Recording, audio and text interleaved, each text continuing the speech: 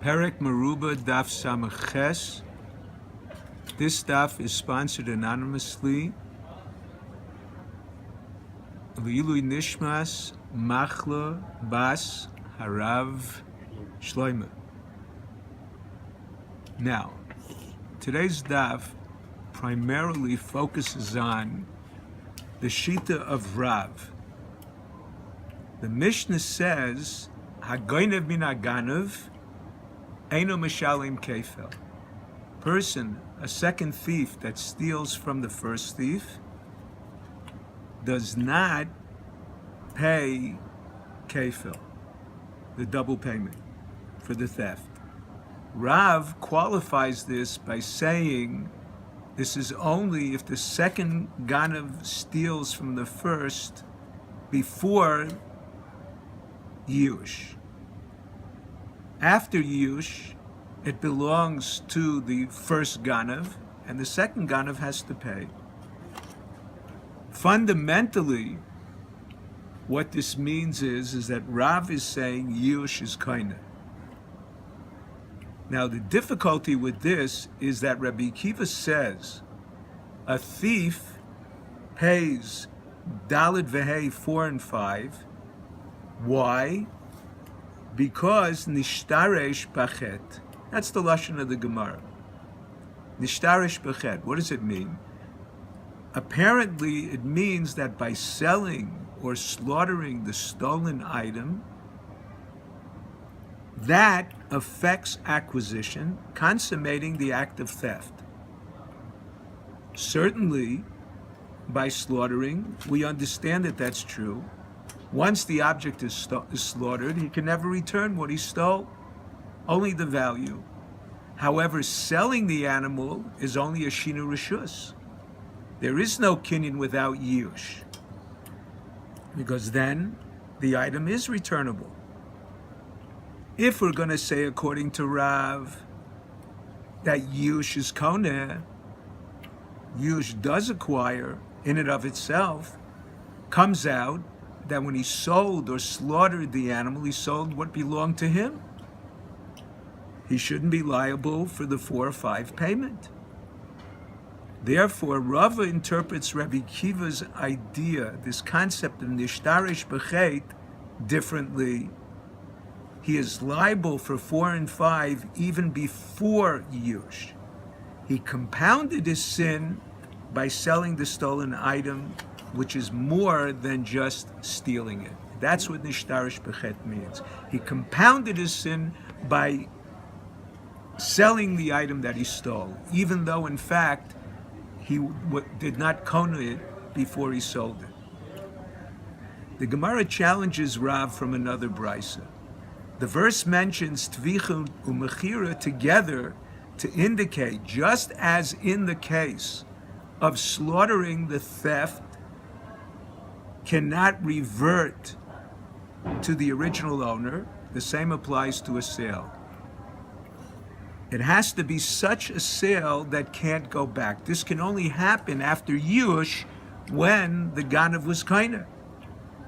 According to Rav, if Yush acquires, then he sold his animal, and he shouldn't be liable to pay Daled Vehei 4 and 5. The Gemara explains, what does it mean, a sale that returns to its owner? We have to redefine that as one that was limited in time, which is legally like a rental. But a sale not limited in time is viewed as one that will not revert to the original owner, even though it is not legally binding. In fact, Rav Nachman and Rav Yeshoshua argue, if he sells the animal before Yush, is he chayiv or is he pater? According to Rav Nachman, the Torah says, umachro, utvachoi, umacharoi, and obligates the thief for the sale, regardless if he benefits or not.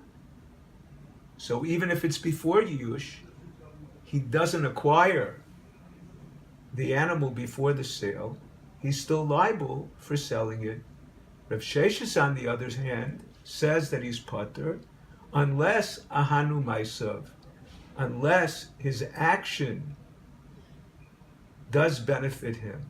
So in the case of slaughter, a shinui maisa doesn't require yush because he can't return what he stole after he slaughtered it.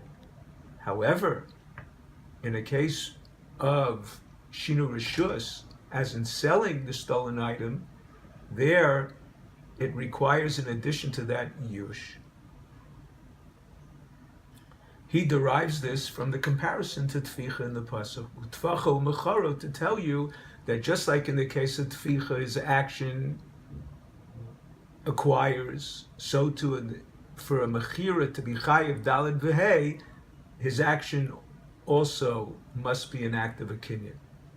Rabbi Eliezer goes even a step further than Rav Sheshes. Since the Torah says he is chayiv daled v'hei for selling the animal, it must mean even if we do not know if he was miyayish. We must conclude based upon that stam geneva is yush bailit. He derives this also based on the comparison to slaughtering, where the kinyan takes place immediately. So too in the case of a sale, it must be talking about in a case where even the kinyan took place right away, without our knowledge of him being miyayish, being the owner, the original owner being miyayish. However, Rabbi Yochanan disagrees with Rabbi Eliezer. He holds that based upon the fact that one is liable to a death sentence for kidnapping and selling his victim, in that case a person does not despair of regaining his freedom. Therefore, the reference in respect to theft has to be even in a case before Yush, but Rabbi Yochanan holds just like before Yush, after Yush as well. Reish Lakish limits it to before Yush. After Yush, the animal belongs to the thief, and he would be pater from Daled V'hei. Rabbi Yochanan brings a brisa where the thief stole an item and then consecrated it. Wait a second, stop for a second.